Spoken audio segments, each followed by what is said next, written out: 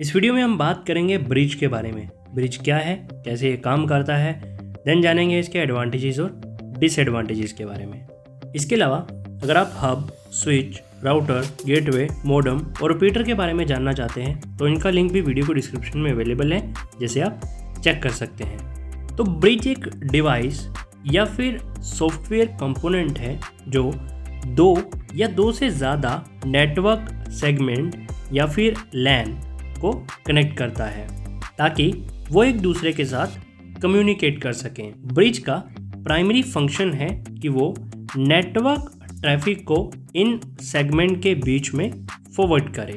तो इस इमेज की हेल्प से हम ये समझ सकते हैं, ये हमारा लैन नेटवर्क 1 है जो इस हब से कनेक्टेड है, ये हमारा लैन नेटवर्क 2 है जो कि दूसरे हब से कनेक्टेड है।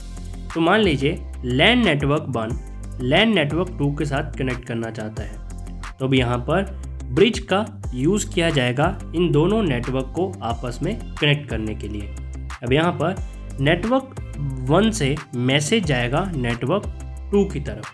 तो यहाँ पर ब्रिज क्या करेगा, सबसे पहले वो नेटवर्क 2 में जो डिवाइसेस का पोर्ट नंबर है या फिर उनका मैक एड्रेस है, उनको वो नोट डाउन करेगा एक टेबल बना के। पोर्ट नंबर 1 और उसका मैक एड्रेस क्या है, देन पोर्ट नंबर 2 में कौन सी डिवाइस है, उसका मैक एड्रेस क्या है, पोर्ट नंबर 3 में कौन सी डिवाइस है, उसका मैक एड्रेस क्या है। देन इस मैक एड्रेस की बेसिस पे वो डेटा को दूसरे नेटवर्क में ट्रांसफ़र कर देगा।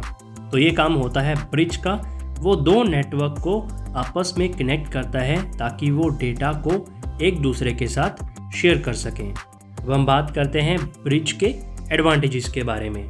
ब्रिज डिवाइस नेटवर्क को एक्सटेंड करने में हेल्प करती है, जिसका मतलब ये है कि हम दो या दो से ज़्यादा नेटवर्क को आपस में कनेक्ट कर सकते हैं।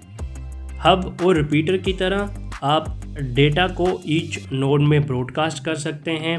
ब्रिज की हेल्प से कोलिजन रिड्यूस होता है, इसका मतलब ये है कि आप सेम टाइम पे सेंडिंग और रिसीविंग डेटा की दोनों कर सकते हैं, बजाय कि वो डेटा डिस्ट्रॉय हो जाए। हब में क्या होता है, हब में आप डेटा को या तो एक टाइम में सेंड कर सकते हैं या रिसीव कर सकते हैं, लेकिन ब्रिज में आप डेटा को सेंड और रिसीव सेम टाइम में कर सकते हैं। हब के बारे में अगर आप डिटेल में जानना चाहते हैं तो वीडियो के डिस्क्रिप्शन में लिंक अवेलेबल है, आप चेक कर सकते हैं। ब्रिज ज़्यादा इंटेलिजेंट है, ये मैक एड्रेस को चेक करता है, उसके बाद ही डेटा को सेंड करता है। देन अब हम बात करेंगे ब्रिज के डिसएडवांटेजेस के बारे में। ब्रिज वैसे तो दो या दो से ज़्यादा नेटवर्क्स में कनेक्शन क्रिएट कर देता है, लेकिन ये दो डिफरेंट नेटवर्क में कनेक्शन इस्टेब्लिश नहीं कर पाता है। अब मान लीजिए अगर आप दो लैन को कनेक्ट करना चाहते हैं वो तो हो जाएगा, लेकिन अगर आप लैन, मैन या उससे ज़्यादा नेटवर्क को आप एक दूसरे से कनेक्ट करना चाहते हैं, वो ब्रिज के केस में डिफ़िकल्ट होता है। अगर ब्रिज मैसेज को सेंड करता है तो वो स्टॉप करना मुश्किल है। अब मान लीजिए कि लैन 1 ने लैन 2 को मैसेज भेजा, ब्रिज ने कंफर्म किया मैक एड्रेस और वो मैसेज भेज दिया।